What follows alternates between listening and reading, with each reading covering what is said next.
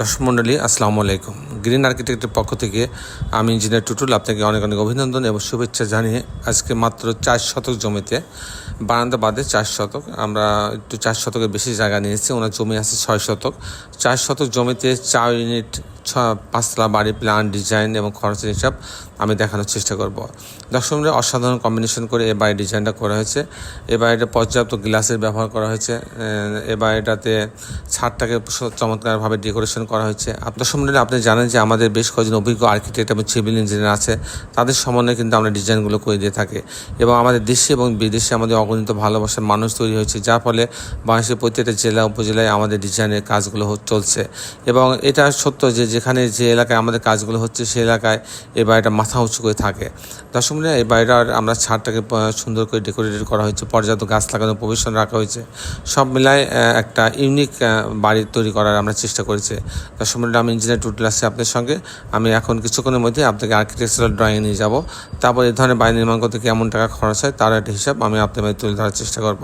তো দর্শক মণ্ডলী আসুন এখন আমরা আর্কিটেকচারাল ড্রয়িংটা উপভোগ করি।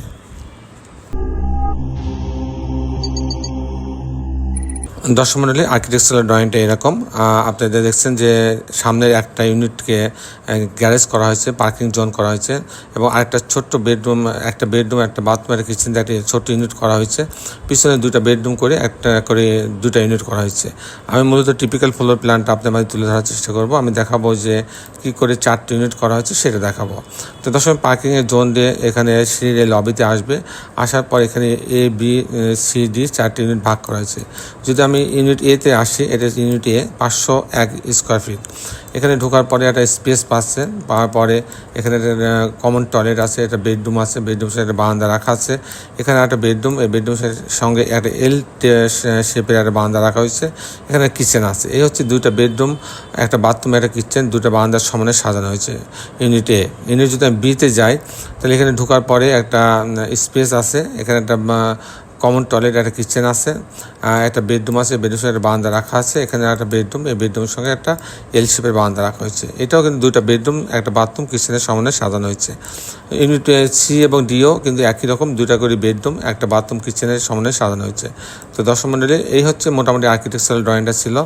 আমি এখন আপনাদের দেখানোর চেষ্টা করব যে এই ধরনের বাড়ি নির্মাণ করতে কেমন টাকা খরচ হয় তার একটা হিসাব আমি আপনাদের তুলে ধরার চেষ্টা করব। দর্শক মণ্ডলী এটা যেহেতু 5তলা বাড়ি, 5তলা বাড়ির জন্য এখানে কোনো হচ্ছে পাইলিং লাগছে না। এখানে ফাউন্ডেশন খরচ হবে 1200 টাকা square feet, footing, short column, grade beam পর্যন্ত। তারপর প্রতিতলা যদি আমি কাস্টিং করতে যাই, প্রতিতলা কাস্টিংয়ের জন্য আমার খরচ হবে প্রতি স্কোয়ার ফিটে 650 টাকা। সেই হিসাবে পাইলিং ফাউন্ডেশন বাদে আমার এরকম একটা স্ট্রাকচার, 5টা স্ট্রাকচার দাঁড় করাতে 55 লক্ষ টাকা খরচ হবে। দর্শক মণ্ডলী আর এই বাড়িটা যদি আমি এরকম ছবির মতো যদি আমি কমপ্লিট করতে চাই, ঠিক যেমন আছে তেমন হুবহু এরকম ফাউন্ডেশন সহ, কাস্টিং সহ, তারপরে জানলা, দরজা, রেলিং, গ্রিল, ইলেকট্রিক্যাল কাজ, প্লাম্বিং কাজ সব সহ যদি আমি কমপ্লিট করতে চাই তাহলে আমার 1800 টাকা স্কোয়ার ফিট খরচ হবে।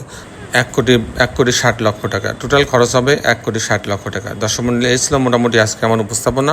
আপনি যারা দেশে এবং দেশের বাইরে আমার এই ভিডিওটি দেখলেন সবাইকে আমি আমার প্রতিষ্ঠান গ্রিন আর্কিটেক্টের পক্ষ থেকে অনেক অনেক অভিনন্দন এবং ধন্যবাদ জানাচ্ছি। দর্শক মণ্ডলী শেষের বেলা একটি কথা, আসুন আমরা সবাই আমাদের সুন্দর পৃথিবীটাকে সুন্দর রাখার জন্য অন্তপক্ষে একটি করে গাছ লাগাই। সবাই ভালো থাকবেন। আল্লাহ হাফেজ।